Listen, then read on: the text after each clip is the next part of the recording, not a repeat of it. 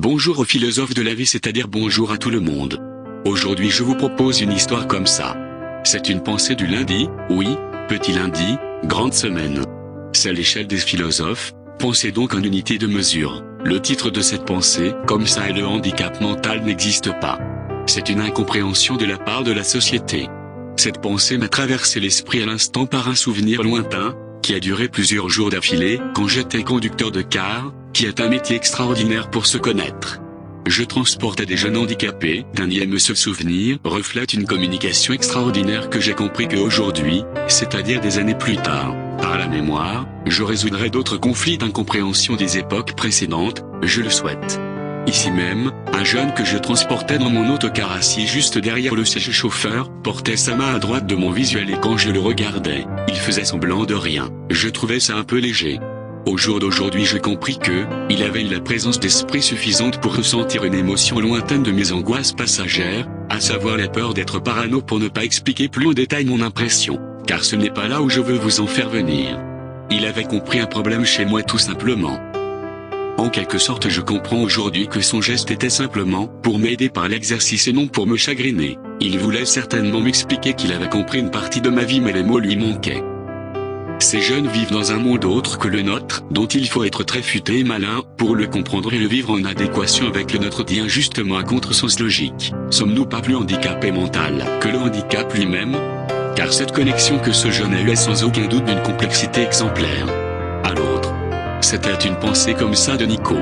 Bye.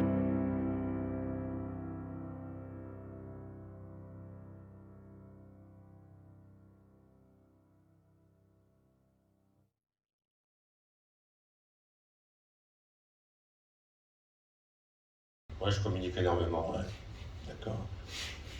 Euh, Est-ce que vous pouvez expliquer cette histoire de voix? Je la connais, mais donc expliquer le procédé Ah, au pour spectateur. fabriquer, ouais, c'est la voix d'Anonymous, en fait. C'est un collectif militant, qui sont fort militants, et c'est cet esprit-là qui m'anime tout le temps, le militantisme, enfin, dans les réseaux sociaux, parce que c'est énervant de. Et c'est ce côté de la voix, en fait, j'ai bidouillé sur Internet, on tape Google Voice, voix Anonymous, et puis on écrit le texte, et puis après on l'enregistre avec un vieux dictaphone que j'ai un vieil iPhone 6, un vieil ordinateur, et j'essaie de sublimer, de faire des... C'est la première fois qu'on entend ça ici, donc je pense que ça peut intéresser. Parce que je me pose beaucoup certains. des questions quoi, sur la finalité. J'aimerais bien un jour qu'on explique comment je me suis fait interner sous contrainte, parce que j'étais victime de l'indicible que j'arrivais pas à transmettre extérieurement, et j'aimerais bien un jour ou l'autre qu'il y ait une espèce de Champollion en fait. Un Champollion, c'est quelqu'un qui a découvert les hiéroglyphes et qui a fait la traduction de ces hiéroglyphes, et moi je pense qu'à l'intérieur de nous, le monde qui est à l'intérieur de nous, il peut être transmis, les émotions, ils peuvent être expliquées, et si un jour ou l'autre, il y aura peut-être quelqu'un qui va expliquer la santé mentale, parce qu'on a tous et toutes une santé mentale, et s'il pourrait nous l'expliquer, Peut-être c'est à chacun de s'expliquer. peut-être ça, c'est singulièrement le fait de s'expliquer. Je sais pas, en fait, à chaque fois je suis en train de chercher, rectifier. J'aime bien, j'adore penser en fait. Et vous faites quel genre de film par ailleurs? Bah, un peu de tout. La santé mentale me passionne énormément parce que je suis touché par ce phénomène. Moi, je suis atteint de troubles schizophréniques. Et donc, mais sinon, je fais tout type de films. J'aime bien faire les montages, j'aime bien être acteur dans le film, j'aime bien déstigmatiser la santé mentale en général.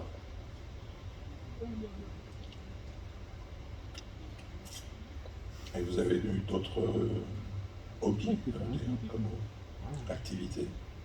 Au Clubhouse, par exemple, qu'est-ce que vous Le faites? Clubhouse, on fait des ateliers, je me suis confronté à la réalité en fait, donc ça me permet d'être sur le terrain et de voir tous les gens qui sont du rétablissement, parce que c'est un mois de rétablissement. Et puis là, il n'y a pas longtemps, on a fait un reportage sur WEO en fait. WEO, c'est la télé des Hauts-de-France. Ils ont venu faire un reportage sur le Clubhouse de Lille, et donc j'ai pris la parole et j'étais fier de prendre la parole pour le Clubhouse de Lille et m'extérioriser de ce côté-là en fait. Vous êtes venu de Lens en voiture, c'est vous qui conduisiez? J'ai le permis, je peux conduire. J'ai même été conducteur de car une quinzaine d'années, mais là aussi c'est mon père qui a conduit. Mais sinon, je sais conduire. Bien. On est ravis d'avoir pu vous accueillir. Merci d'avoir décidé. Et ce que vous produisez, peut-être à l'année prochaine. Ouais.